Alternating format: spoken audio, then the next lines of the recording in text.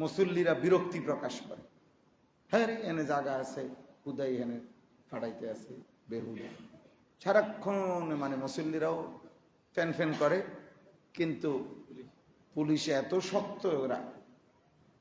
আমার সাথে একজন হাজী সাহেব একদিন বলতেছে, হুজুর এরা মনে হয় ঈদে সান্দেও আসে না,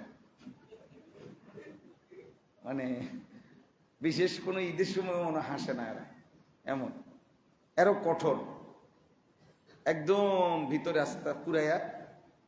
এরপরে তাহলে আমি এটা বুঝি যে পরে যে আসলে বাস্তবে এটা যে এই যে মনে করেন এখানে আইসেই দরজার সামনে বসে গেল, তাহলে এখন পরের ওয়ালা আইসে মনে করেন ভিতরে জায়গা নেই, অথচ এদিকেও জায়গা আছে, ওইদিকেও কি আছে।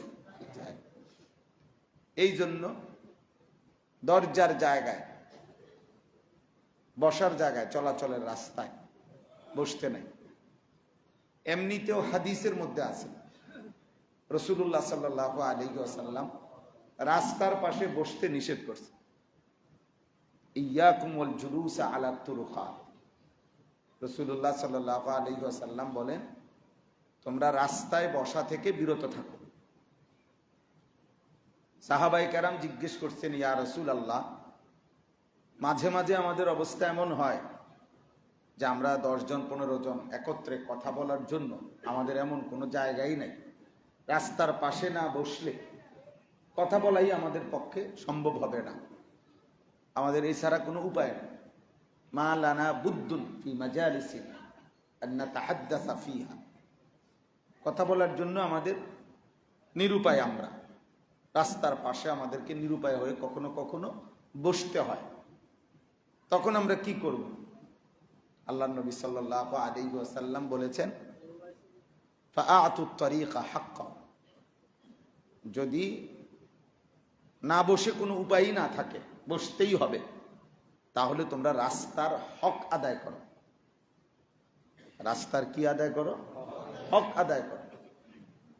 তো সাহাবায়ে কেরাম জিজ্ঞেস করেছেন, ইয়া ওমা হাক্কুত তারিক, রাসূলুল্লাহ সাল্লাল্লাহু আলাইহি ওয়াসাল্লামকে বলছেন যে রাস্তার হক কি? তাহলে নবী সাল্লাল্লাহু আলাইহি ওয়াসাল্লাম বললেন, 1 নম্বর গদ্দুল বাসার, চোখ নামায় রাখা।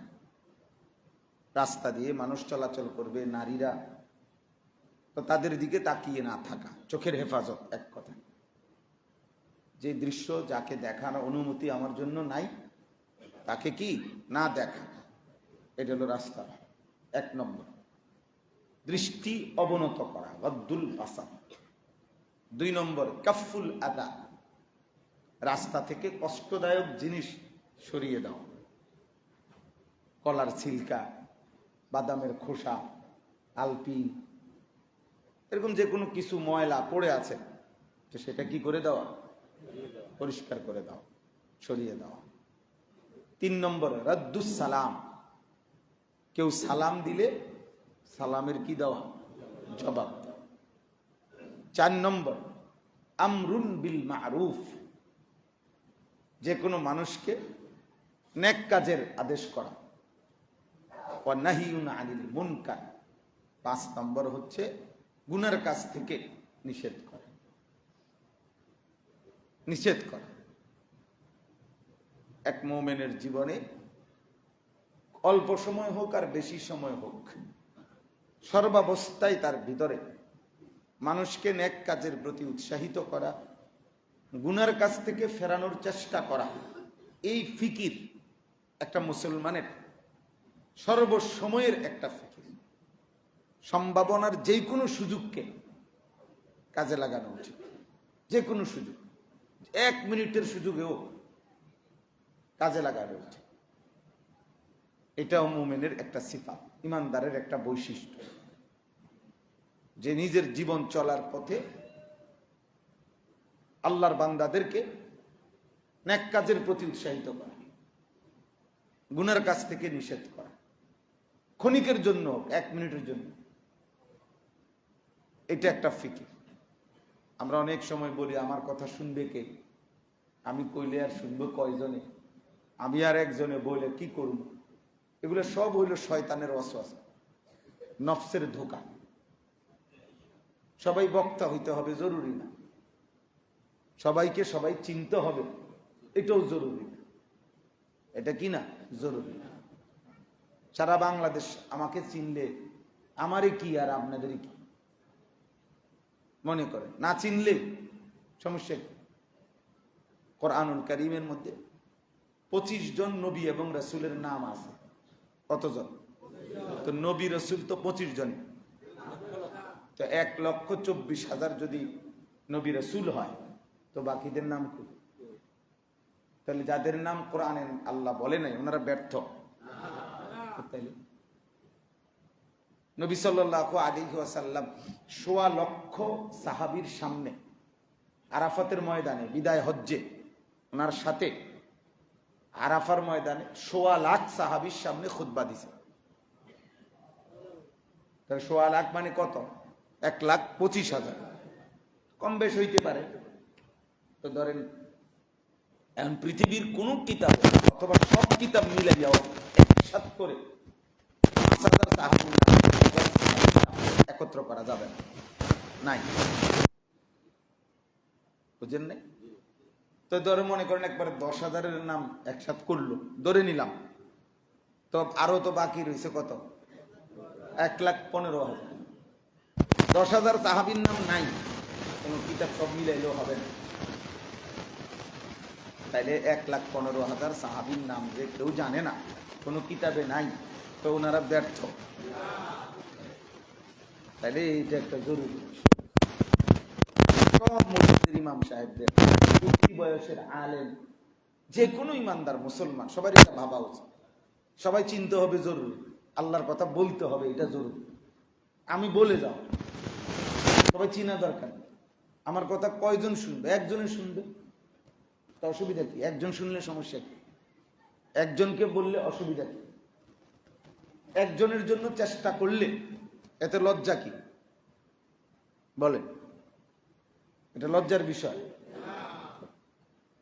হাদিসের মধ্যে আছে, নবী সাল্লাল্লাহু আলাইহি ওয়াসাল্লাম বলছেন, ফাওয়াল্লাহি লা আন ইয়াহদিয়াল্লাহু বিকা রাজুলান ওয়াহিদান খায়রুন লাকা মিন হুমুরিন নাআম। আল্লাহর কসম, তোমার দ্বারা একজন ব্যক্তি, রাজুলান ওয়াহিদান, ওয়াহিদ মানে একজন, একজন ব্যক্তি হেদায়েত পাওয়া গোটা আরবের সমস্ত দামি উট তোমাকে হাদিয়া দেওয়ার চাইতে উত্তম। কয়জন? একজন। কোরআনুল কারীমে সূরা ইয়াসিনের মধ্যে শুরুতে ঘটনা, 3 জন রাসূল একটি অঞ্চলে দিবানিশি মানুষকে আল্লাহর দিকে দাওয়াত দিচ্ছেন, কালিমার দাওয়াত দিচ্ছেন। 3 জন রাসূলের দাওয়াতে, নবীর দাওয়াতে ঈমান গ্রহণ করেছে মাত্র একজন। কয়জন? ওয়াজাআ মিন আকসাল মাদিনাতি রাজুল। এই কয়জন? এই একটা লোকে ঈমানদার হয়েছে। 3 জন রাসূল। ওয়াদরিব লাহুম মাতালান আসহাবাল ক্বরিয়া ইদ জাআহাল মুরসালুন ইদ আরসালনা ইলাইহিম ইসনাইনি ফাকাযযাবুহুমা ফাআজ্জাজনা বিসালিস। এই মোট 3 জন। ফাকালু ইন্না ইলাইকুম মুরসালুন। 3 জন রাসূল, অথচ কালিমাওয়ালা হয়েছে কয়জন? তো বলে 950 বৎসরে হযরত নূহ আলাইহিস সালামের হাতে ঈমানদার হইছে সর্বোচ্চ 80 জন। মোট 950 বৎসর। কি ব্যাপারটা কি? খামখেয়ালি কথা। 950 বছর বুঝেন? 950 টাকা নাকি? 50 টাকা কম 1000। 950 বছর কি মামুলি কথা? আমার আপনার বাপ দাদা 14 গোষ্ঠীর কয়জনের হায়াত একসাথ করলে 950 বছর হবে? 60 বছর 70 বছর করে গোনেন তো 950 বছর বলে গেছেন। কোনদিন ক্লান্ত হন নাই, বিরক্ত হন নাই, চোখের পানি ফেলছে, রক্ত ঝরাইছে হাজার হাজার বার, লক্ষবার। নূহ আলাইহিস সালাম আহত হয়েছেন, রক্তাক্ত করে ওনাকে ফেলে রাখছেন, ডাস্টবিনের মধ্যে ছুঁড়ে মারছে, বেহুশ অবস্থা। হুঁশ আসছে, রক্ত মুছে তিনি আবার কালেমার দাওয়াত, আল্লাহর কথা বলা যায়। আল্লাহর কথা বলা জরুরি। এই জন্য এই প্রথম কথা এটা বললাম, সবাই মিলে শত কণ্ঠে লাখো কণ্ঠে প্রত্যেকের জবানে কম বেশি এক শব্দই হোক আল্লাহর কথা বলা, ওয়ালাউ আয়া, ওয়ালাউ আয়া, নবীজির আদেশ, বাল্লিগু আন্নি ওয়ালাউ আয়া, এক কথাই হোক, এক শব্দ ওয়াজ, নসিহত, উপদেশ হইতে পারে। এক সাহাবী একদিন নবীজিকে বলছে, ইয়া রাসূলুল্লাহ সাল্লাল্লাহু আলাইহি ওয়াসাল্লাম, ইজিনি ওয়া আউজিজ, আমাকে সংক্ষিপ্ত একটু ওয়াজ করুন। নবীজি বললেন, লা তাগদাব, রাগ করিও না। বিশেষ ওয়াজ, এইটাই ওয়াজ করছে, আর কিছু বলে কি বলছে, লা তাগদাব, রাগ করো না, খালাস। তাহলে এটা কয় লাইন হলো? এক শব্দ। এক শব্দই কি করছে?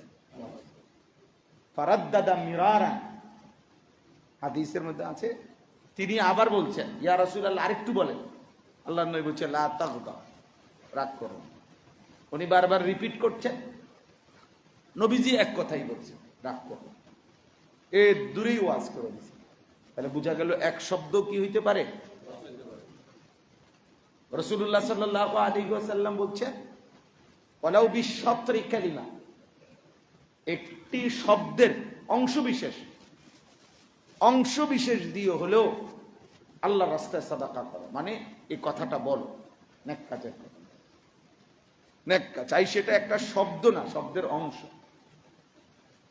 শব্দের অংশ, এই সামান্য হোক, তবুও বলো তুমি।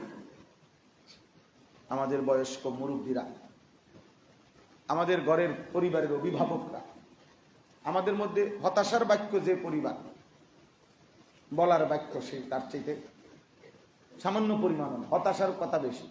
এই দোকানে বসে বসে ও সমাজদার যে অবস্থা, মানুষের যে অবস্থা, ও আগে আমরা ছোটবেলায় এটি দেখছি না, আরো 40 বছর আগে কি আছিল, কি হইয়া গেল, এই সমস্ত পাকনা আলা না, ফালতু কথা বুঝলেন। বয়ে বয়ে বিড়ি খায়, গপ মারে, চা খায়, বন খায়, টেলিভিশন দেখে, আর এই বাজে কথা বলে বসে বসে। হ্যাঁ, লাফায় এখন কিরম হয়ে গেছে, লাফান কত রঙে নাচে, হ্যাঁ, নামাজ নাই, আল্লাহ নাই, খোদা নাই, পশু নাই, গোসল নাই। আপনি কি করেন চাচা? আপনি ঘাসনি কাটেন? আপনি কি ঘাসনি কাটেন? হ্যাঁ, আপনার নাতি কোনো কাজ করে না, এই কথাটা আপনার ফুতুরে কয় হাজার বার জিজ্ঞেস করছে, কিরে পোলাগার কোনো লাইন টাইন করো না, তা বিদেশ পাঠাও হলে তা দোয়ান লইয়া দে। আপনি দিয়ে এই সময় কত মাথা কামাইলেন? হ্যাঁ, বুড়া মানুষ 90 বছরের, উনি কয় নাতিকার বউ জানি চাই দিতার মনে, আল্লাহ দিতার মনে হয় না। হ্যাঁ হ্যাঁ, মনে হয় না, আসলে শেষ পর্যন্ত নাতির বউ, নাতির বউ চাইয়া কিনবেন। আপনি মারা যাওয়ার দরকার হলে মারা আনা যাবে, বুঝেন নাই কথা? মরতেন লইছেন, মরে আনা যাবেন, মেরে অনর্থক এনে ঘুরতেছেন কেন? বেহুদা, শুধু শুধু ভাত খাইতে চান। তাহলে এগুলো বেহুদা কথা কিনা বলেন? নাতির বউ চাইয়া আপনি কি করবেন? হ্যাঁ, গরম শেষ করতে পারিনি, আল্লাহ কইটা মেস্তুরিও ঘুরাইতেছে, আমিও মরতেছি না। উনি মারা গেল হইলে শুধু এই গরম শেষ করেন, বেহুদা কথা, দুনিয়া শুধুই দুনিয়া। অথচ প্রত্যেকের উচিত যার যার অধীনস্থে চেষ্টা কর। আমরা কিতাবের মধ্যে পড়েছি, একজন ইমানদারের উপরে আল্লাহর পক্ষ থেকে যত কিছু দায়িত্ব, তার মধ্যে নিজের এবং পরিবারের সদস্যদেরকে জাহান্নামের আগুন থেকে বাঁচানোর চেষ্টা করা, এটাও একটি অন্যতম দায়িত্ব।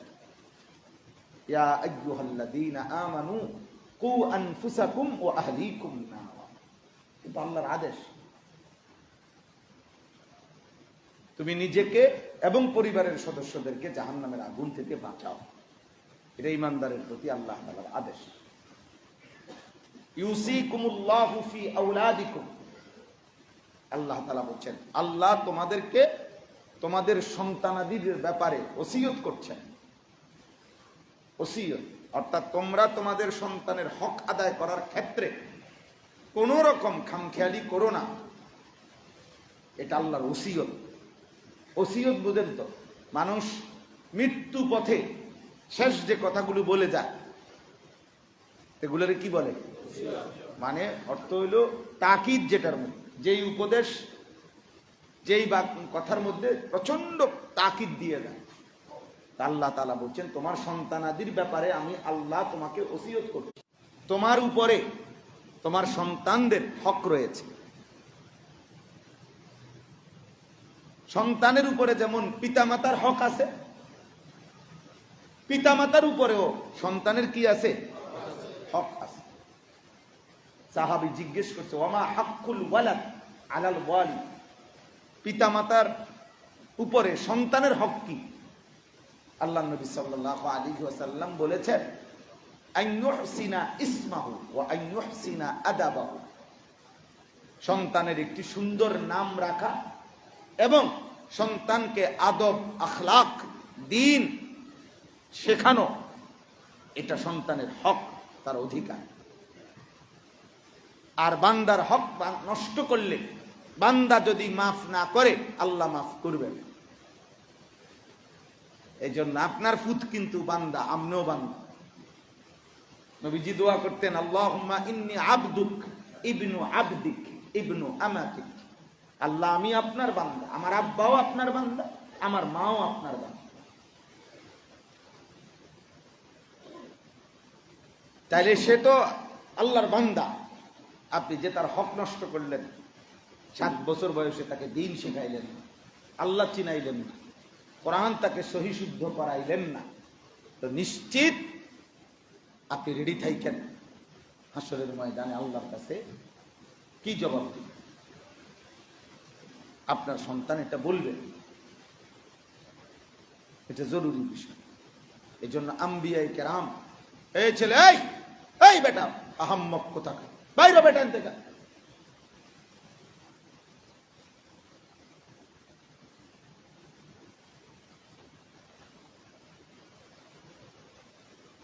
তো আম্বিয়ায়ে কেরাম, কোরআন কারীমের মধ্যে বহু আয়াত আছে, নবীগণ ওনারা ওনাদের দোয়ায় আল্লাহ তাআলার কাছে উত্তম সন্তান, সন্তানদের দ্বীন বংশধরে এর জন্য দোয়া করে গেছে। আর আল্লাহ তাআলা এটা বলছেন, এটা মুমিনেরও সিফাত। এক মুমিন তার বংশধরের জন্য কি ভাববে, আল্লাহ বলছে কি ভাববে, রব্বানা হাব লানা মিন আজওয়াজিনা ওয়া যুররিয়াতিনা কুররাতা আ'য়ুন। এই যে পরিষ্কার আল্লাহ তাআলা বলছে এক মুমিন, এক ঈমানদার তার বংশধরের ব্যাপারে কি দোয়া করবে। আল্লাহ আল্লাহ যেমন গরানের কাম জিবুতের দিকে চাইয়া গরানের কাম শেষ করবার তৌফিক দেন, হুজুরের কাছেও দোয়া, রবিবারে ডালাই খাস করে দোয়া করেন, বেশি করে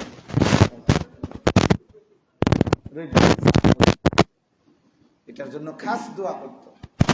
আমি একবার একজন এরকম খাস দোয়া করতে বলছি, আর আমি বলছি যে দোয়া করি যেন ডালাইয়ের দিন ডাইবা যায় নিচের দিন। কি কখনো আমি বললাম তাহলে স্বাভাবিক দোয়া করিল সাত ডালাই, খাস দোয়া কি তাহলে আপনি বলেন, আপনি মনে বলে দেন খাস করে কি দোয়া করতে। এটা হলো গুরুত্বপূর্ণ বিষয়, সাত ডালাই দোয়া। তো আল্লাহ তাআলা বলেন মুমিন ইবাদুর রহমান, আল্লাহর প্রিয় বান্দারা বংশধরের জন্য কি দোয়া করে, রব্বানা হাব লানা মিন আজওয়াজিনা ওয়া যুররিয়াতিনা কুররাতা আ'য়ুন, আল্লাহ আপনি আমার স্ত্রী এবং সন্তানদেরকে এমন বানান যেন তাদের ঈমান, আমল, তাকওয়া দেখে আমার চক্ষু ঠান্ডা হয়েছে। কুররাতু আইন, চক্ষু শীতল হয়। আর নবীজি সাল্লাল্লাহু আলাইহি ওয়াসাল্লাম বলছেন ওয়া কুররাতু আইনি ফিস সালাহ, চোখের শীতলতা, চোখ ঠান্ডা হয় আমি রাসূলের যখন আমি নামাজে দাঁড়াই তখন। তাহলে চোখের শীতলতা নামাজ, চোখের শীতলতা কি? তাহলে স্ত্রী সন্তানকে চোখের শীতলতা বানিয়ে দেন মানে নামাজি বানিয়ে দেন, ইমানদার বানিয়ে দেন, তাকওয়াওয়ালা বানিয়ে দেন। ওয়াজআলনা লিল মুত্তাকিনা ইমামা, আল্লাহ আপনার ইমানদার মুত্তাকি বান্দাদের জন্য আমি এবং আমার পরিবারকে ইমাম বানায় দেন। অর্থাৎ মহল্লাবাসী যেন আমি এবং আমার পরিবারকে দেখে ঈমান চিনে, আল্লাহ চিনে, আখিরাত চিনে, তাকওয়া চিনে। যে এই বাড়ির দিকে দেখো, এই ছেলেগুলোর দিকে দেখো, ধন্য বাপের ধন্য ফুল, বাপ যেমন নামাজি মাশাআল্লাহ, ফুদগুলোও নামাজি, বাপ যেমন আল্লাহওয়ালা মাশাআল্লাহ, ছেলেগুলোও কি আল্লাহ আমার পুরো ফ্যামিলিকে মুত্তাকিদের জন্য কি বানায় দেন? ইমাম বানায়, অনুসরণীয় বানায় দেন, পথ প্রদর্শক বানিয়ে দেন। রাসূলুল্লাহ সাল্লাল্লাহু আলাইহি ওয়াসাল্লাম সাহাবায়ে কেরামের ব্যাপারে এই দোয়া করতেন, আল্লাহুম্মা হদি বিহিম, আল্লাহুম্মা হদি বিহিম। সাহাবাদের জন্য নবীজি এই দোয়া করতেন, আল্লাহ আমার একটা একটা সাহাবীকে আপনি এমন বানিয়ে দেন যেন যেই কোনো সাহাবীকে দেখেই আপনার বান্দারা হেদায়েত পাইতে পারে, হেদায়েত পাইতে। এমন পবিত্র চেহারা, এমন চলা, এমন আখলাক, এমন জিন্দেগি, এটা মিথ্যা হইতে পারে না। অতএব দলিলা দিল্লার খুঁজতে হবে না, তোমার চলন বলন, তোমার কথাবার্তা, তোমার চেহারা, তোমার তাকওয়াই প্রমাণ করছে তোমার ধর্ম সত্য। অতএব আমি গ্রহণ করলাম তোমার ধর্ম। শাহজালাল ইয়ামানি রহমতুল্লাহ আলাই ইয়ামানের মানুষ ছিলেন। তো তিনি যখন সিলেট আসছেন তখন আগে বাংলা ভাষায় কোন স্কুলে প্রাইমারি পড়ে নিছেন, ঠিক না? কি এরকম প্রাইমারি বুঝেন না কথা?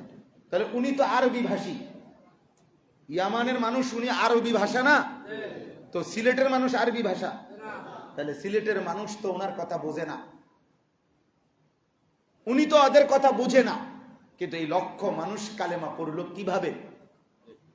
আল্লাহ ওয়ালার আখলাক দেখে, চোখের পানি দেখে, চেহারা দেখে, চলন বলন দেখে বুঝছে এমন সুন্দর, এমন পবিত্র, এমন মানুষ মৃত্যু হইতে পারে। রাসূলুল্লাহ সাল্লাল্লাহু আলাইহি ওয়াসাল্লাম যখন মদিনায় আসছেন তখন মদিনার ইহুদিদের একজন বড় সর্দার, পণ্ডিত, ইহুদিদের মধ্যে বড় জ্ঞানী ছিল আব্দুল্লাহ ইবনে সালাম। তো তিনি আল্লাহ নবী সাল্লাল্লাহু আলাইহি সাল্লামের সাথে আসছিলেন তাওরাত কিতাবের মাধ্যমে বিতর্ক করার জন্য। এসে যখন বসছেন তো তিনি বলেন, আমি এসে মুহাম্মদের চেহারার দিকে তাকাইলাম, ফানাজারতু ইলাইহি, তার চেহারার দিকে তাকালাম, তাকিয়ে থেকে অনেকক্ষণ তাকাইয়া ফাআলিমতু, আমি বুঝে ফেললাম, আন্নাহু লাইসা বিওয়াজহিন কাযাব, এটা কোনো মিথ্যাবাদীর চেহারা হতে পারে। ফাআসলামতু, আমি আর কথা ছাড়াই কালেমা পড়ে মুসলমান হয়ে গেলাম। হযরত আব্দুল্লাহ ইবনে সালাম রাদিয়াল্লাহু তাআলা পরে তিনি সাহাবী হয়ে গেছেন, চেহারাই কালেমার দাওয়া।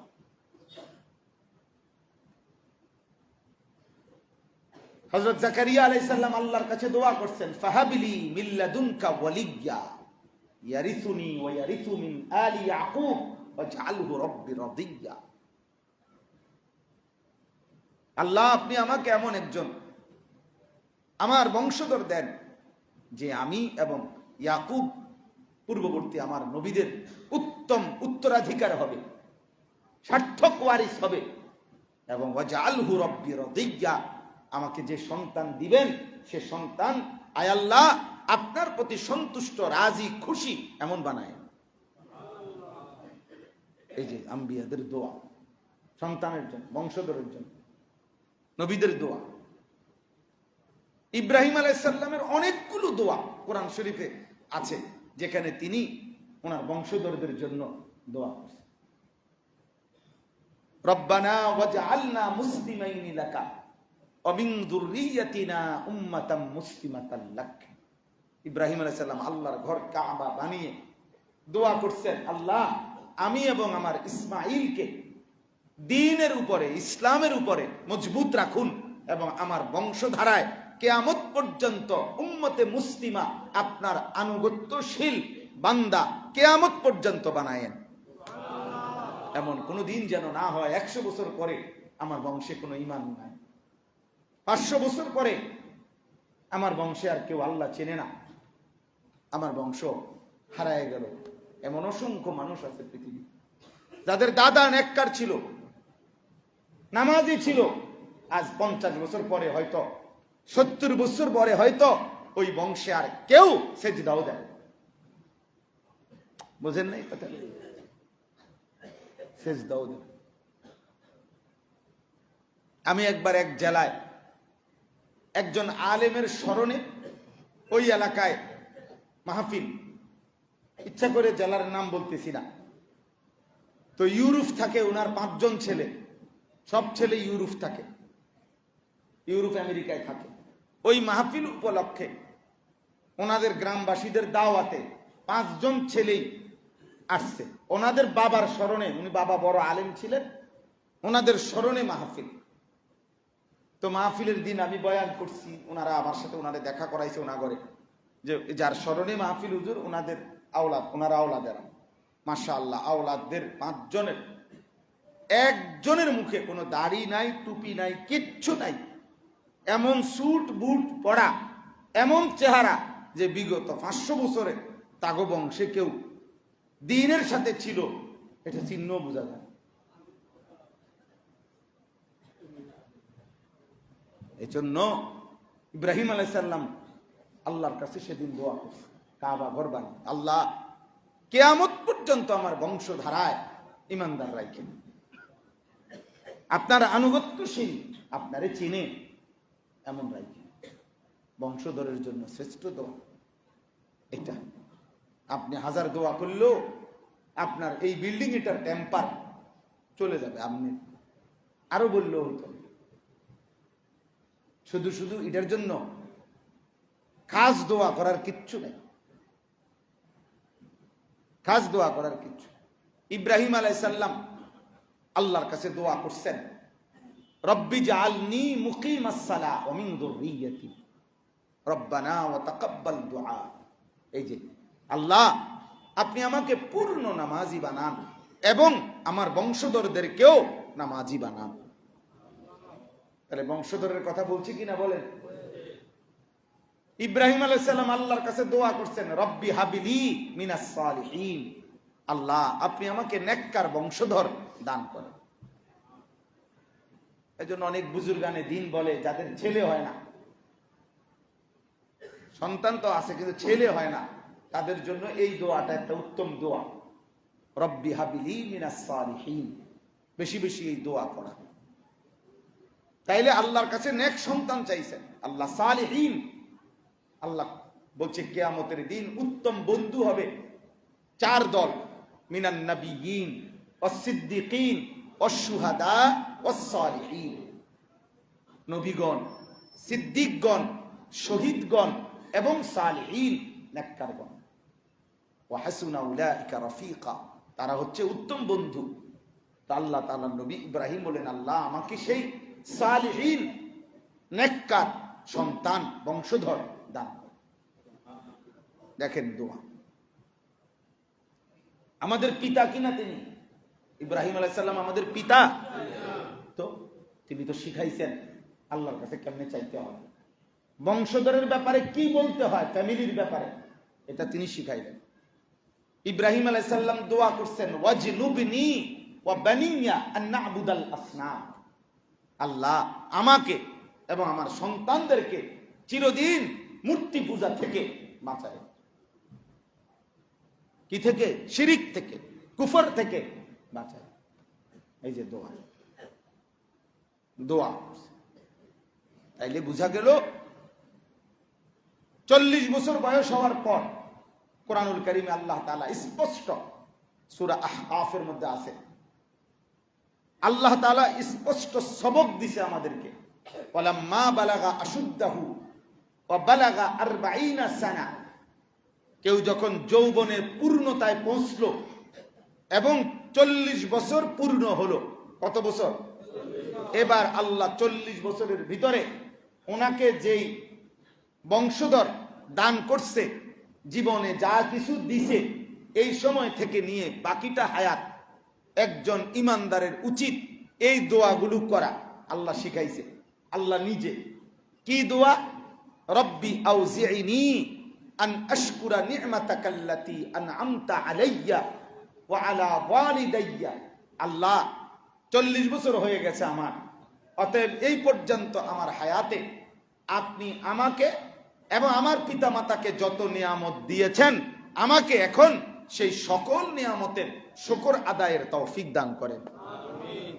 1 2 ওয়া আন আ'মালা সালিহান তারদাহু, যেই আমলে আপনি সন্তুষ্ট হবেন, এখন থেকে বাকিটুকু হায়াত আমাকে সেই নেক আমলগুলো করার তৌফিক দান করেন।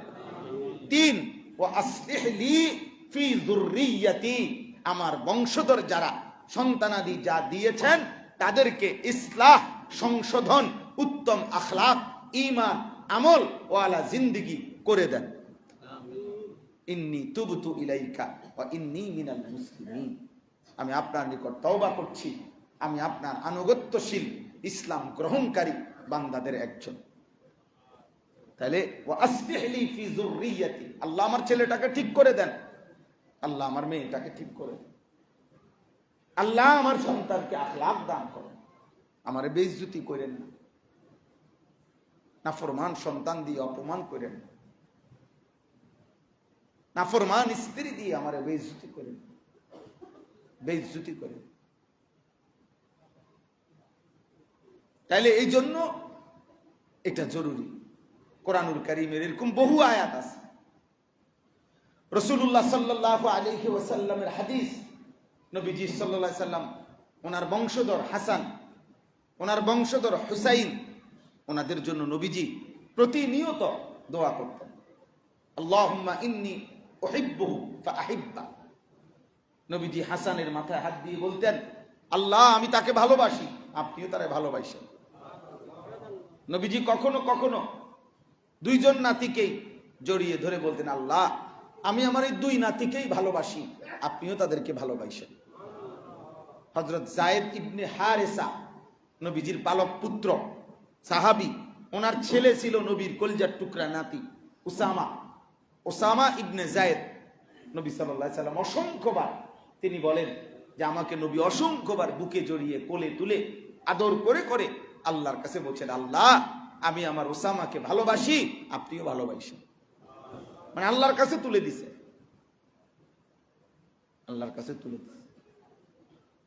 নবী সাল্লাল্লাহু আলাইহি ওয়াসাল্লামের চাচাতো ভাই হযরত জাফর ইবনে আবি তালেব, আবু তালেবের ছেলে জাফর, উনি মুতার যুদ্ধে শাহাদাত বরণ করেছেন।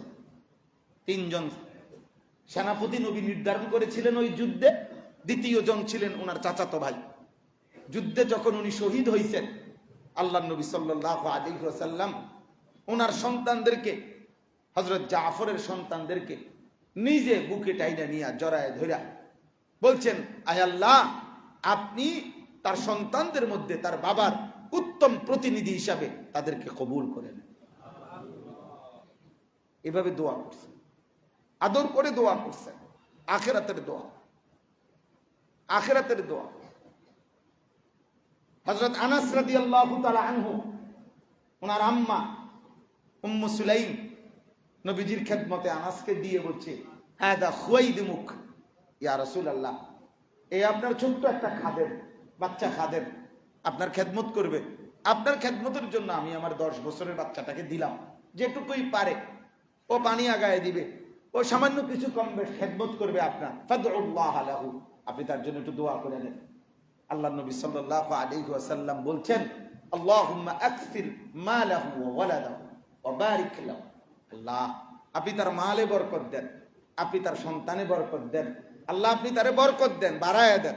হযরত আনাস রাদিয়াল্লাহু তাআলা আনহু তিনি বলেন, রাসূলুল্লাহ সাল্লাল্লাহু আলাইহি সাল্লামের ইন্তেকালের পরে আনসার মদিনার সাহাবাদের মধ্যে সবচেয়ে বেশি মাল আল্লাহ আমার আনাসকে দান করেছে। হ্যাঁ, আল্লাহ তাআলা ওনাকে 120 জনের চাইতে বেশি সন্তান দান করছে, 100 বছরের চাইতে বেশি হায়াত দান করছে। আল্লাহ নবী সাল্লাল্লাহু আলাইহি সাল্লাম যেমনি দোয়া করছেন, তাহলে দোয়া করছেন তাহলে সন্তানের জন্য, বংশধরের জন্য। মা বলছে আল্লাহ নবীর কাছে দোয়া নিছে, তাহলে আপনি আমি কিসের দোয়া চান? হুজুর দোয়া করেন কাজ করে ফোলাগারে আল্লাহ যেন সহজ করে বিদেশ পাঠাইতে পারে। কে তো পাঠান না কেন? অল্প কিছু টাকার ঝামেলা, এই টাকা মিল হইলে ইনশাল্লাহ আশা করি সামনের মাসের মাঝামাঝিতে যাইব। টাকাটি কেমনি মিলাইতে আছে? ধরেন না সুদে কিছু, কিস্তিতে কিছু। 6 লাখ জমি বেচা লইছি, আর 6 লাখ কিস্তিতে সুদে, এই 12 লাখ। কাজ করে দোয়া করেন, কাজ করে দোয়া করতাম আল্লাহ যেন সুদে বরকত দেন। তো কি দোয়া, তো কি দোয়া করতো? সুদখোর তোমার জন্য দোয়া করতো কি? কিস্তিখোর হারামখোর তোমার জন্য কি দোয়া করতো? বলে যে কিস্তি নিয়া, সুদ নিয়া এই হারামখোরের জন্য সে দোয়া যে চাইলো, তোমার জন্য কি দোয়া করতো? সুদের মধ্যে যেন বরকত হয় নাকি? এই দোয়া যদি কোনো ইমাম সাহেব করে, ইমাম সাহেবের ঈমান থাকবে না। কি থাকবে না মিয়া? আপনি জিগায় হারামের উপরে কি চাওয়া যায় না? দোয়া করা যায় হারামের উপরে? তো এটা কি দোয়া করবো? এই জন্য আমরা হুজুররা সব সময় দোয়ার মধ্যে আমরা আমগো বুঝ করে বলি, আমরা ব্যাককল ঠাড়া আম পিঠ বাসাই এই বলি, কি বলি কইতাম না, এটা মিল করে। মানুষে অনেক কথাই বলে, কিন্তু আমরা বলার সময় এইভাবে বুঝাইয়াই করি, যেমনি বললে আমার পিঠ বাঁচবে ওইটা আমি মিল করেই বলি। আমরা বলতাম না, আমরা বুঝাইলেও কইতাম না।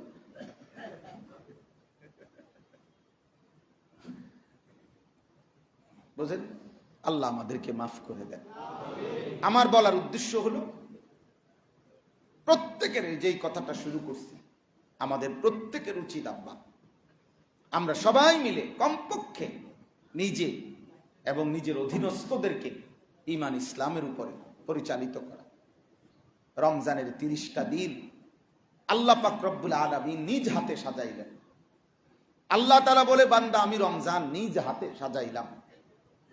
একদিকে রোজা, অন্যদিকে তারাবি, একদিকে ইফতার, আরেকদিকে সাহরি, এতেকাফ, শবে কদর, রহমত, মাগফিরাত, নাজাত, জাহান্নামের দরজা বন্ধ, ফেরেশতাগুলো আরে শয়তানগুলো শেকলে বন্দী, একমাত্র জান্নাতের দরজা খোলা, প্রত্যেকটা আমলকে কমপক্ষে 70 গুণ বৃদ্ধি।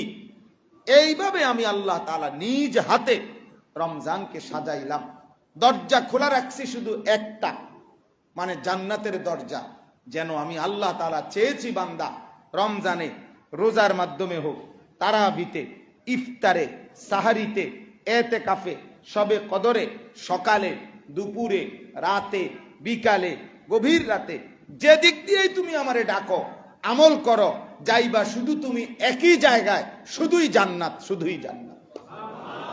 কারণ দরজা তো খোলা শুধু জান্নাতের, জাহান্নামে ঢুকবা কেমনে? জাহান্নাম তো বন্ধ। এইভাবে আমি আল্লাহ তাআলা রমজানকে সাজাইছিলাম। আমি আল্লাহ চেয়েছিলাম আমার একটা একটা বান্দা জান্নাতে ঢুকুক, জাহান্নাম থেকে বাঁচুক।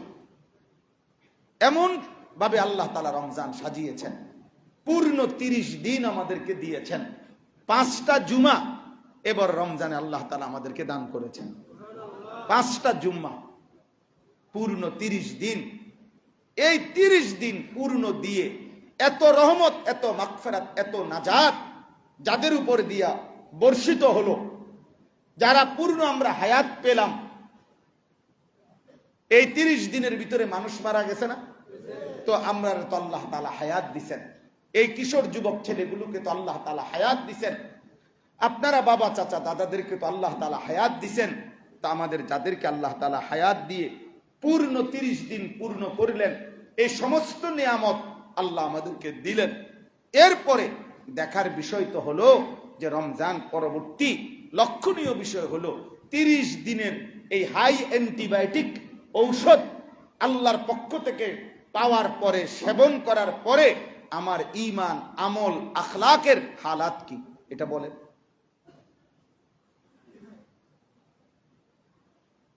বলে আমি গত 4-5 বছর আগে একবার ঈদের পর দিন আমার এক জোড়া জুতা দরকার ছিল। তো ঈদের পর দিন আমি ভাবছিলাম আমাদের কুমিল্লা শহরে কান্দিরপা কোনো দোকান যদি খোলা পাই তার এক জোড়া জুতা কিনব। তো গেছি, গিয়ে একটা দোকান খোলা পাইছি, দোকান, জুতার দোকান। ঢুইকা ওনারে বললাম, ভাই আজকে ঈদের পর দিন, আজকেই আবার দোকান খুলে ফেললেন, বা আজকেও কি আরো বেচা কিনা বাকি রয়েছে, এমনি বললাম আর কি। উনি বলতেছে, না হুজুর, আমি কাস্টমারের জন্য, বেচা কিনার জন্য দোকান খুলি নাই, খুলছি গত 1 মাস, রোজার মাস, 15-20 দিন টানা রাত দিন বেচছি, ঠিক মতো কোনো কিছু মিলাইতারি নাই, কোন রকম সব মাল বেচছি থুইছি। এখন আজকে ভাবছি একটু নিরিবিলি, এখন কি বেচলাম, কদ্দুর কি হইলো, আয় ব্যয় এগুলা বসে বসে মিলাইতে আছি, মাল স্টকে আছে কদ্দুর নাই কদ্দুর, এগুলো। তাহলে আমার বুঝে আসলো যে হায়, এক জুতার দোকানদারও রমজান শেষ হওয়ার পর হিসাব মিলাইতেছে তার 1 মাসের বেচা কিনা। এক বুটমুড়িওয়ালাও নিশ্চয় মিলাইছে যে আমার পুরা মাসে বুটমুড়ি বেচা কেমন হইলো, আয় ব্যয়। এক ইমানদার আমাদের হিসাব করা উচিত। রমজান পরবর্তী আল্লাহ তাআলা বলছিলেন, আমার ইচ্ছা রমজানে বান্দা তোমাকে 3টা জিনিস দেব, লাআল্লাকুম তাত্তাকুন।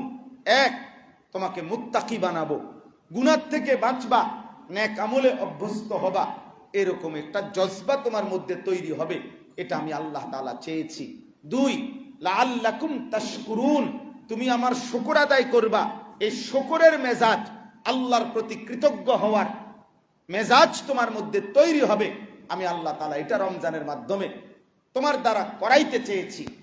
3 নাম্বার, লাআল্লাহুম ইয়ারশুদুন, যেন আমার প্রতিটা বান্দা হেদায়েতের রাস্তা, জান্নাতের রাস্তায় চলতে পারে, পাইতে পারে, রমজান দ্বারা আমি এটা দিতে চেয়েছিলাম। তো আমি আল্লাহ তো চেয়েছি এবং ব্যবস্থাপনাও করছি, সবকিছু সাজাইয়া দিছি। এবার তুমি বলো তাকওয়ার কি অবস্থা, শুকরের কি অবস্থা, হেদায়েতের কি অবস্থা? বল।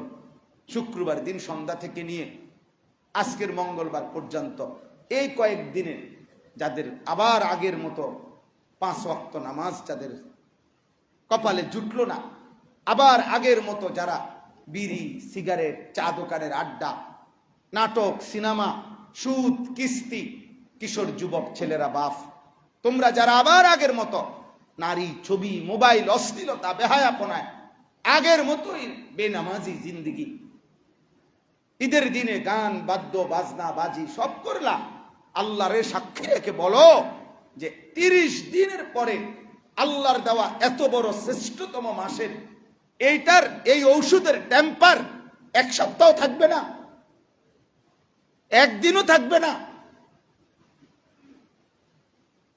ওই অসভ্য নারীদেরকে জিজ্ঞেস করেন, বেহায়া নারীগুলোকে যারা ঈদের দিনে বেহায়া ঘুরছে, যে হে ইমানদার নারী, আল্লাহর দেওয়া রমজানের মেয়াদ কি 1 দিনও থাকবে না? 1 দিনও না। আফসোসের বিষয়, আফসোসের বিষয়, দুর্ভাগ্য, বদনসিব ওই মানুষগুলো। আহা, এরা যেন আল্লাহর কাছে প্রকাশ্যে ঈদ রমজান পরবর্তী পরপরই যারা আবার আগের মতো গুনাহ এবং অসভ্যতায়, বেহায়াপনায় আবার লেগে গেল, এই নাফরমানরা যেন আল্লাহর কাছে প্রকাশ্যে বৃদ্ধাঙ্গুলি দেখাইয়া আল্লাহকে যেন বলল, তোমার রমজান তুমি নেও, আমি আগের মতো। পারলে তোমার কাছে আযাব থাকলে, শাস্তি থাকলে কিছু দাও, আমি আমার মতো গুনাহ আমি ছাড়বো না, নাফরমানি ছাড়ব। কিসের রহমত, মাগফিরাত, আযাব? আমি এগুলো বুঝি না। ছেলে পেলেদের চেহারা দেখলে মনে হয় একদম আগের মতো, রমজানের 30 দিন আগে যেমন ছিল। তাহলে রমজান কার উপর দিয়ে গেল? এই রমজানের প্রভাব কি হলো তাহলে আমার উপরে? আসর কি হলো বলে? ছেলেরা বলো, ভাই তোমরা বলো। একজন মানুষের 15 বছর থেকে 40 বছর যৌবনের মূল বছর। এই 25 বছরে মানুষের মাথার চুল থেকে পায়ের নখ, সারাটা অঙ্গ পূর্ণ শক্তি থাকে। আল্লাহ তাআলা মানুষকে যৌবনে, আল্লাহ নিজে কোরআনে বলছেন, শক্তি দান করেছেন। শক্তি কুওয়াতান, শক্তি বলতে যৌবন কালকে বুঝায়। শুধু চোখ, নাক, কান, হাত, পাও, পেট, পিঠ, লজ্জাস্থান, সারা অঙ্গে, সমস্ত অঙ্গে পূর্ণ শক্তি আল্লাহ তাআলা যৌবনকালে দিয়েছেন। অতএব বুদ্ধি, বিবেচনা সবকিছুই পূর্ণাঙ্গ যৌবনকালে, সবকিছুই পূর্ণ।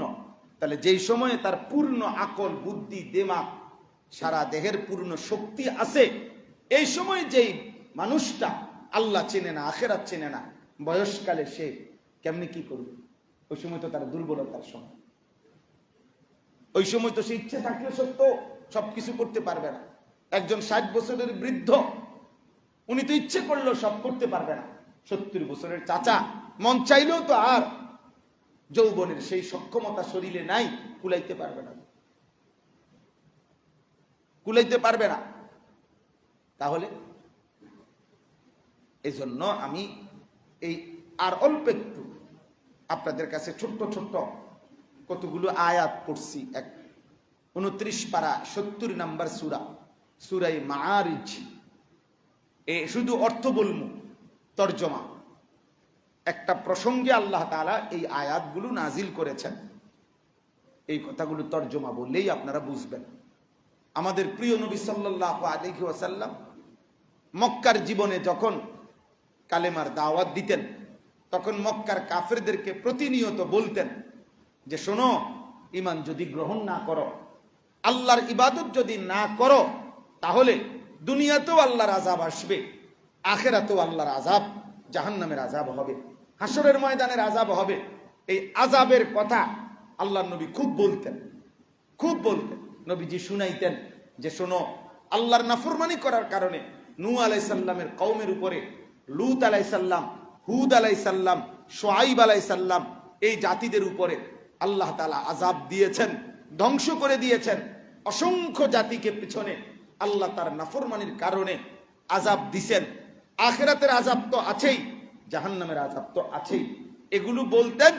আর মক্কার কাফের কুরাইশরা এগুলো শুনলেই নবীজিকে বিদ্রুপ করত, ঠাট্টা করত। ওনার না ফাইরা কয় আযাব হবে, বুঝলেন না? অনাইয়া কয় আযাব হবে, এই ঠাট্টা করত প্রতিনিয়ত। আল্লাহ নবী সাল্লাল্লাহু আলাইহি সাল্লাম তাফসীরের মধ্যে আছে, আবু লাহাব নবীজির চাচা, এই কাফের, সে নবীজি যাকেই কালেমার দাওয়াত দিতেন তার পিছন থেকে সে এরকম হাত নাড়ত, মানে শূন্য না, পরে হাত নাড়ে নাড়ে নিষেধ করত ওই লোকটাকে যাকে নবীজি বুঝাইতেছেন। নবী সাল্লাল্লাহু আলাইহি সাল্লাম সরে গেলেই পরে আবার বুঝাইতো উল্টা পাল্টা। তো নবীজি সাল্লাল্লাহু আলাইহি সাল্লামের কয়েকজন সাহাবী, বিশেষ কেউ কেউ আবু লাহাবকে বলছিল, আবু লাহাব, তুমি যে এইভাবে নবীর বিরোধিতা করো হাত নেড়ে নেড়ে, আল্লাহ যদি নারাজ হয় তোমার উপরে আযাব আসতে পারে, তোমার হাত তো অবশ্য হইয়া যাইতে পারে।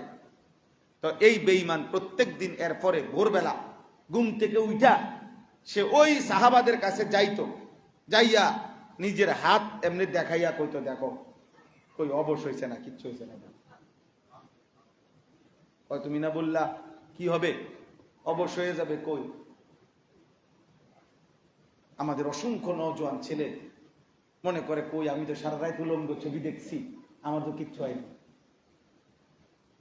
আমি তো আজকা 1 বছরে কোনোদিন 365 দিনে কোনোদিন 5 ওয়াক্ত নামাজ পড়ি নাই। কই আমার উপরে তো খোদার কোনো গজব পড়ে নাই। হুজুর রেগলে কয় কিন্তু আমার তো কোনো অসুবিধা হয় না। আমার আব্বাও তো আমার কিছু কয় না, আমার মাও তো কিছু কয় না, আমগো গ্রামেরও তো কেউ কিছু, কারো সাহসে কুলাই বলি আমার কিছু বলতে। আমার চুল দেখলেই তো বোঝা যায় আমি ডাকাত, আমি চুল দেখলেই তো বোঝা যায় আমি চাঁদাবাজ, আমার চুল দেখলেই তো বোঝা যায় আমি গাদ্দার। হায় হায় নওজোয়ান, একটা কথা সবসময় মনে রাখো আব্বা, গুনাহ এবং পাপ, অসভ্যতা, অস্থিরতা, নোংরামি, চরিত্রহীন, লম্পট, বেহায়াকে পৃথিবীর কোন মানুষ কোনদিন তাকে স্মরণ করে না, তার কথা মনে রাখে না, তাকে নিয়ে কেউ ভাবে না, কেউ ভাবে না। নারী, ছবি, অশ্লীল দৃশ্য, উলঙ্গতা, জিনা, ব্যভিচার, মদ, জুয়া, হারাম, অশ্লীলতার মধ্যে যে ডুবে থাকে তাকে নিয়ে কেউ ভাবে না। তো এই জন্য তোমার দিকে কেউ ফিরে তাকায় না।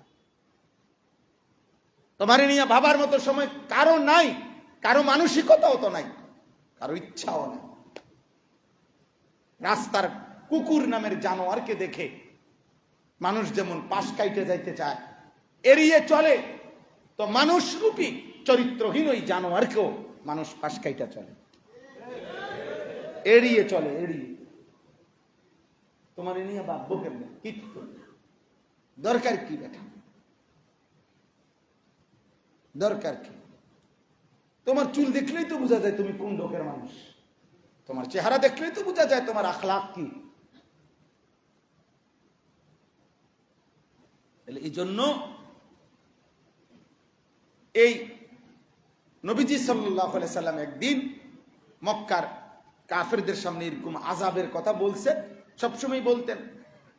একজন কাফের সর্দার নজর ইবনে হারেস, এই কাফের সর্দার, ঠিক ওই সময় নবীজি যখন আযাবের কথা বলছেন, এই বেঈমানে উপহাস করে, ঠাট্টা করে আল্লাহ নবী সাল্লাল্লাহু আলাইহি সাল্লামের সামনেই হাত তুলে আল্লাহর কাছে একটা দোয়া করছে, দোয়া করতেছে, তখন বিদ্রুপ করে দোয়াটা, আল্লাহুম্মা ইন কানা হাদা হুয়াল হাক্কা মিন ইনদিক ফাআমতির আলাইনা হিজারাতাম মিনাস সামা আবিতিনা বিআযাবিন আলীম। হে আল্লাহ, মুহাম্মদের কথা মতো এই আযাব তুমি দিবা, এই কথাটা যদি সত্য হয় তো চাই দেই কি আযাব আছে তোমার তে এখন দাও, এখন ফাআমতির আলাইনা হিজারাতাম মিনাস সামা, এখন আমগুর উপরে পাথরের বৃষ্টি বর্ষণ করো, অথবা আরো বড় কোন তোমার কাছে আযাব থাকলে দাও দেই। চিন্তা করছেন? কোরআনুল কারীমের মধ্যে আছে, এক বাবা মা সন্তানকে প্রতিনিয়ত, কাফের সন্তানকে ঈমানের কথা বলতো এবং জাহান্নামের আযাবের কথা বলতো, হাসরের ময়দানের কথা বলতো, বলতো এই মৃত্যুবরণ করছে মানুষ, একদিন সবাই ফিরে আসবে আল্লাহর কাছে। তখন সে বলতো, উফফিল লাকুমা আতাইদানিনি আন উখরাজা ওয়াকাদ খালাতিল কুরুনু মিন ক্বাবলি। ওই নাফরমান সন্তান তখন মা বাপকে বলতো, হে বাবা মা, তোমাদের ধ্বংস হোক, তোমরা বুঝি আমাকে এই ভয় দেখাইতেছ যে আমারে আবার কবর থেকে ফেরত নেওয়া হবে। কই আমার আগে যুগে যুগে যারা মারা গেল, কই তাগরে ফেরত দিছে, কই আমরা দেখলাম না, দেখাও। ওয়াকাদ খালাতিল কুরুনু মিন ক্বাবলি, আমার আগেও তো বহু মানুষ মরছে, কই কই তারা আইলো, কই ফিরে তাগরে ফেরত নিছে, কই কই কিয়ামত হয় না কা, তাইলে আখিরাত হয় না কা, হইব হইব কইয়া যে কত বছর ধরে ঘুরাইতে আছে, কি হয় না কা? ওহুমা ইস্তাগীসানিল্লাহ ওয়াইলাকা আমিন ইন্না ওয়াদাল্লাহি হক।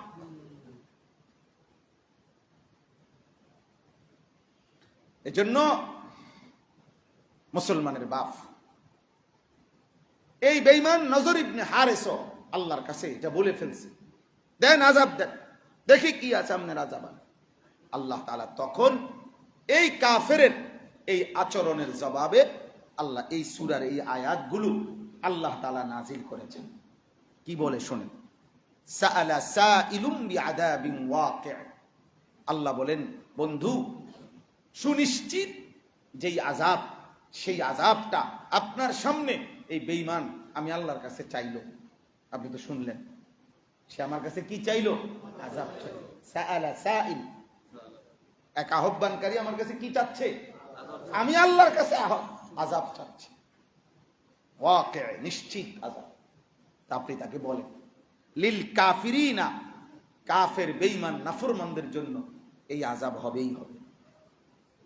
লাইসা লাহু দাফি', এই আযাবকে ঠেকাবে এই কায়নাতের কারো শক্তি এমন নাই,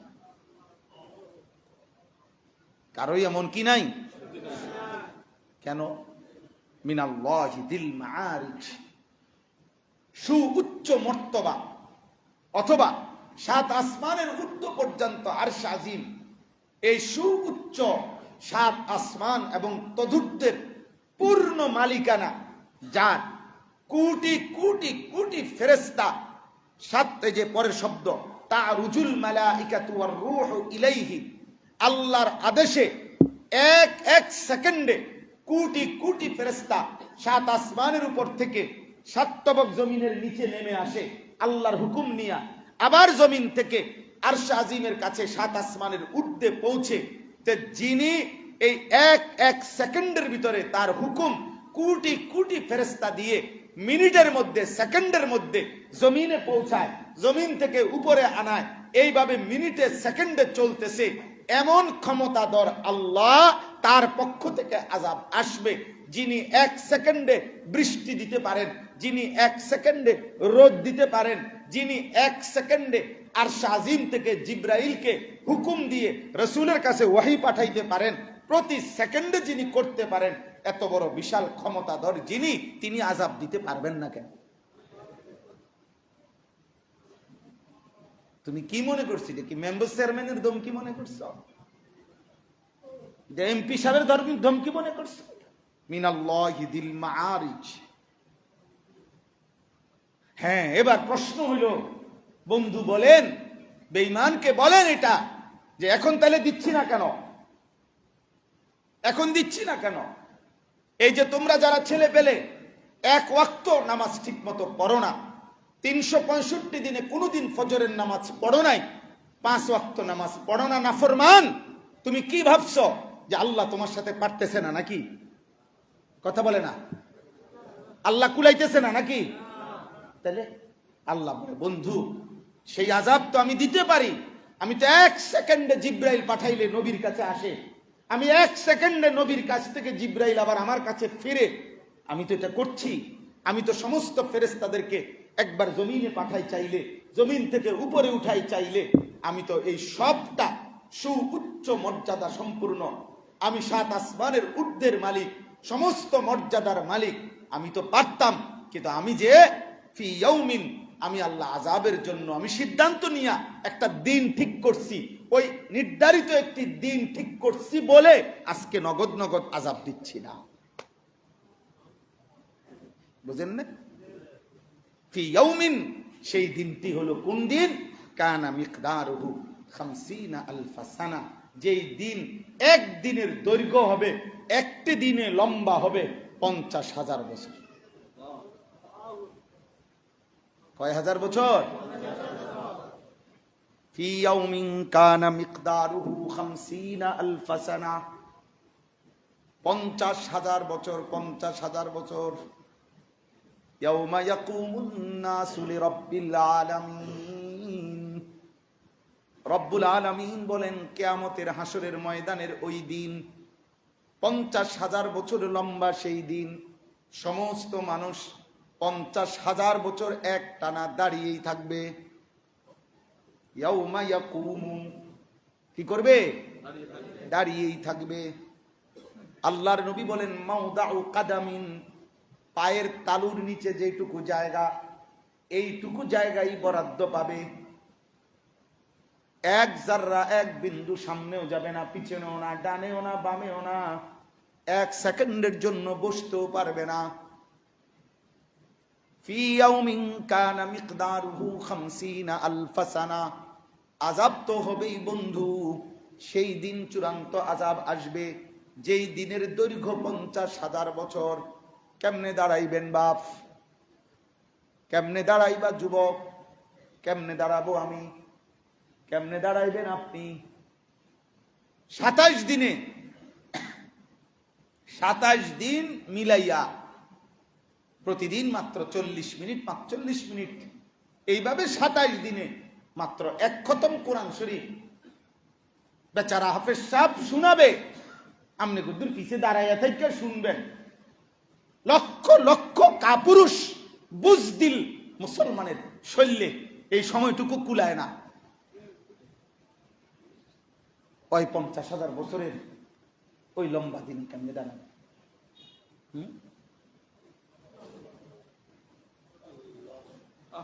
27 দিনে যার 27 দিন প্রতিদিন 40-45 মিনিট সময় করে তারাবিতে দাঁড়াবে, এটুকু শৈল্যে কুলায়? হ্যাঁ, এক কথায় উত্তর দিয়ে দিছে, না পারতাম না, যত কথাই কম পারতাম, পারত না, পারত। সাধুয়ানে গপ মারতে পারবেন নি, আল্লাহর রহমতে কাম যেহেতু নাই, কামে তুই গান, শেষ বয়সটা তো আল্লাহ দয়া করে দিছেই সাধুয়ানে গপ মারতে, চা দোকানে গপ মারতে হয়। এবং চা দোকানের টুলিটা এটা কোনো সোফা না যেটা খুব আরামে বসে। চা দোকানের টুলিটা 1 ইঞ্চিও না, পুরা কোনো জায়গা ঠিক মতো আরামসে বসাও যায় না। যে এটার মধ্যে 3 ঘন্টা ধরে বসে রয়েছে, এই পর্যন্ত শুধু বন একটা আর চা একটা খাইছে, কিন্তু বইয়ে রয়েছে 3 ঘন্টা। আপনি কেমনে বইলেন কাকা? আপনি কেমনে বসলেন এখানে যে পারলেন? আস্তাগফিরুল্লাহ, আস্তাগফিরুল্লাহ।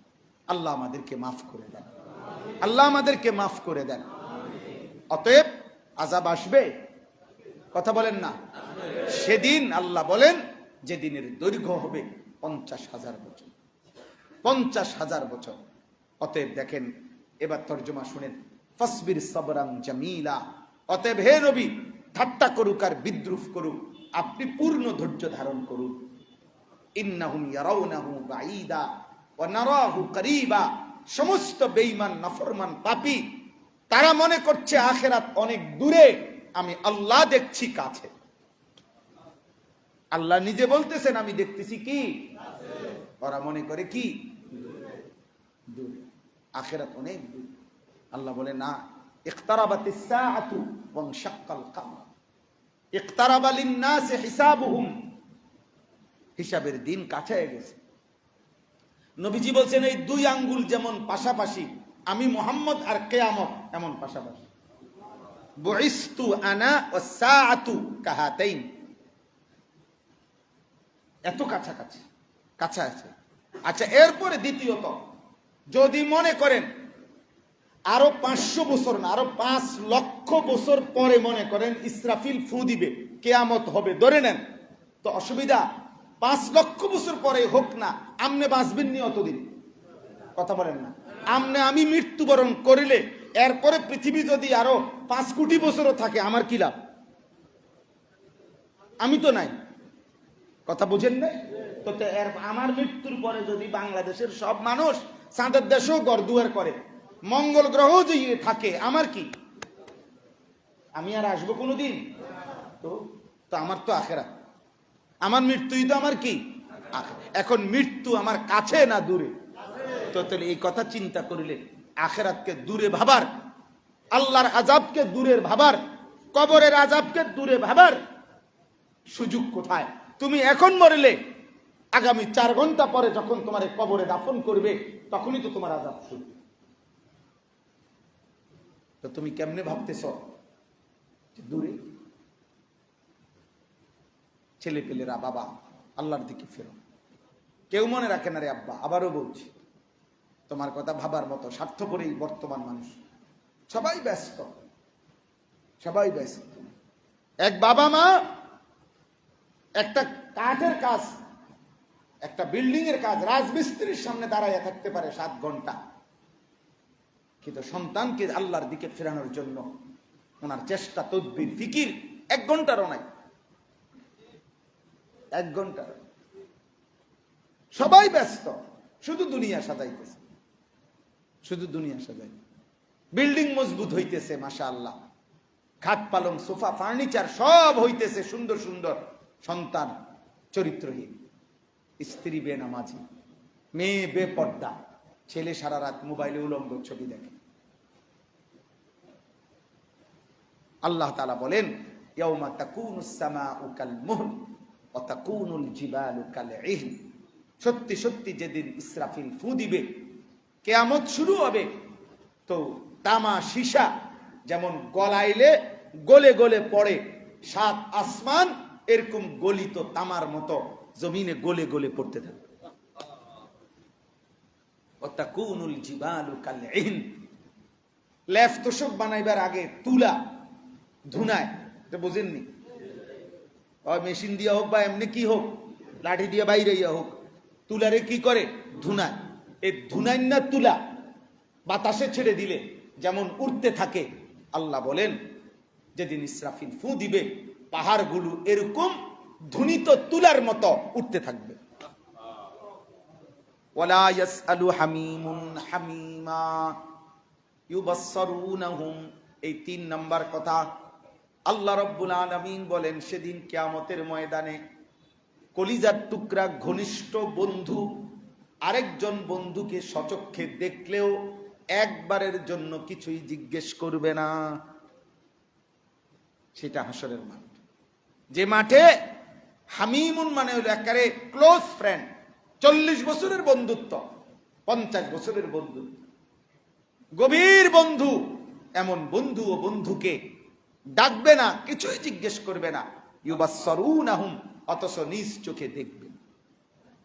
4 নাম্বার শেষ অংশে আল্লাহ বলেন ইয়াওয়াদ্দুল মুজরিমু লাউ ইফতাদি মিন আযাবি ইয়াউমিইদিন বিবানি, আল্লাহ তাআলা বলে সেদিন হাসরের ময়দানে প্রত্যেকটা নাফরমান পাপী বেঈমান আল্লাহর আযাব জাহান্নামকে দেখার পর চিৎকার দিবে আর বলবে, আল্লাহ এই জাহান্নামের আগুনে আমার সবগুলো ছেলে মেয়েরে ফেলে দেন, আমারে বাঁচায় দেন।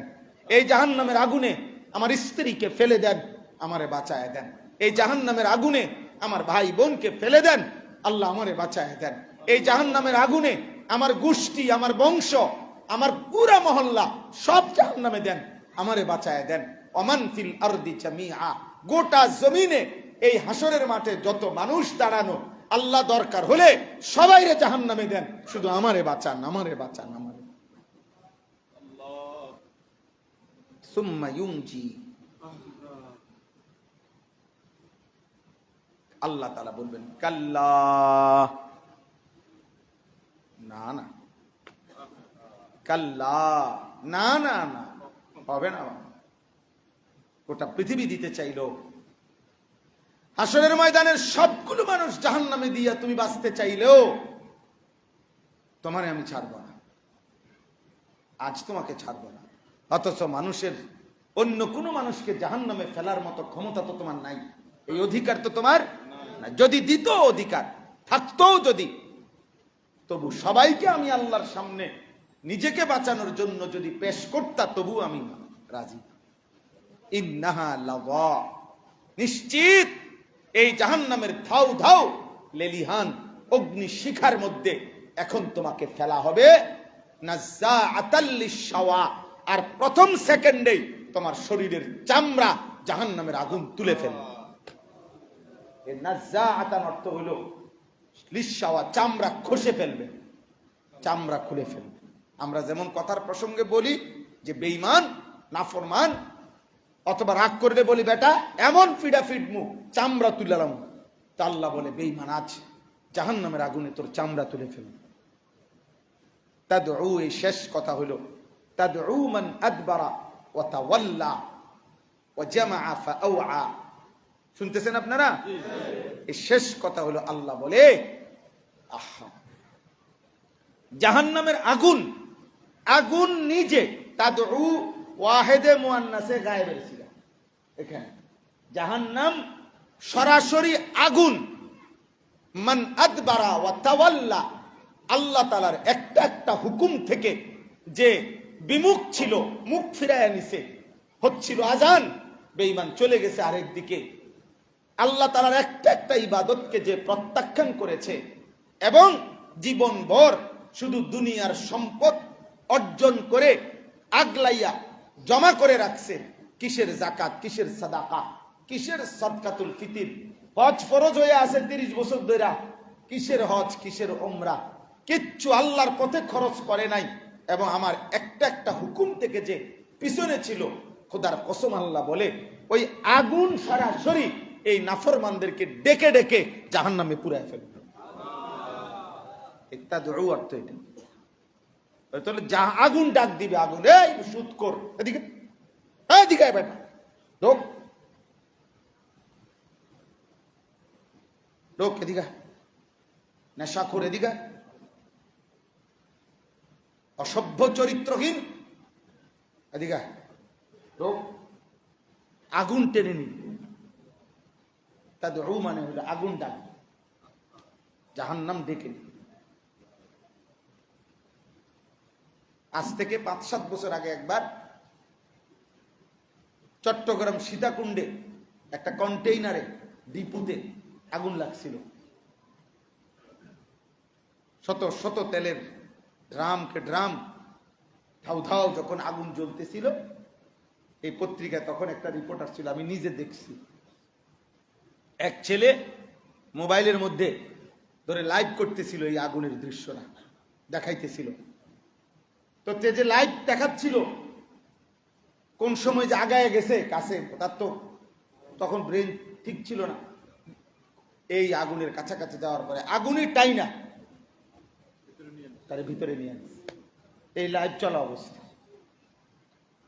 তো দুনিয়ার আগুন যদি এভাবে টেনে নিয়ে, তো দুনিয়ার আগুনের চাইতে আরো 69 গুণ বেশি জাহান্নামের আগুন উত্তাপ। নারুকুম হাদিহি জুজউম মিন 70 জুজআম মিন নারি জাহান্নাম। নবীজি সাল্লাল্লাহু আলাইহি সাল্লাম বলেছে, তোমাদের দুনিয়ার আগুন জাহান্নামের আগুনের 70 ভাগের 1 ভাগ। নবীজি বলছে 3000 বছর শুধু জাহান্নামের আগুনকে জ্বালানোই হয়েছে। কয় হাজার? সে আগুন যখন টান দিবে, কি হবে আমার, কি হবে আপনার? আই কারীম, আপনি মাফ করে দেন।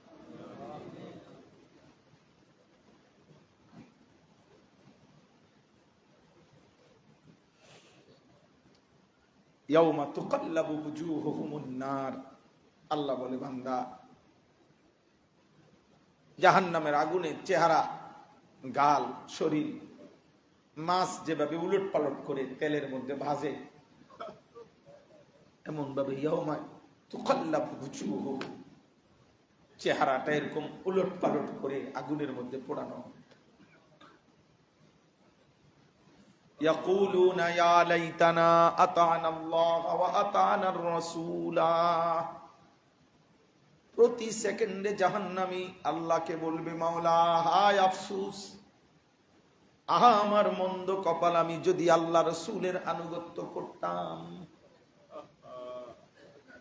ইয়া লাইতানা আতা'না আল্লাহ ওয়া আতা'না আর-রাসূলা। ইয়াউমাইদিন ইয়াতাযাক্কারুল ইনসান ওয়া আন্না লাহুদ যিকরা। আল্লাহ বলে, বান্দা, সেদিন দুনিয়ার সব নাফরমানি কথা তোমার মনে পড়বে, হাসরের ময়দানে দাঁড়িয়ে সব মনে পড়বে, কিন্তু ওয়া আন্না লাহুদ যিকরা, বলো না বান্দা, মনে পড়ে কি লাভ হবে? হবে কি লাভ? সেদিন কোনো লাভ হবে না। চলো বন্ধু, চলেন বাপ, আমিও বদলাই, আপনিও বদলান, বলেন ইনশাআল্লাহ। আল্লাহ তাআলা আমাদের সবাইকে আল্লাহর ভয় দান করে, জাহান্নামের ভয় দান করে, আখিরাতের ফিকির দান করে, গুনাহ থেকে বাঁচবার হিম্মত দান করে, আল্লাহ তাআলার এক এক হুকুমের গোলামি করার তৌফিক দান।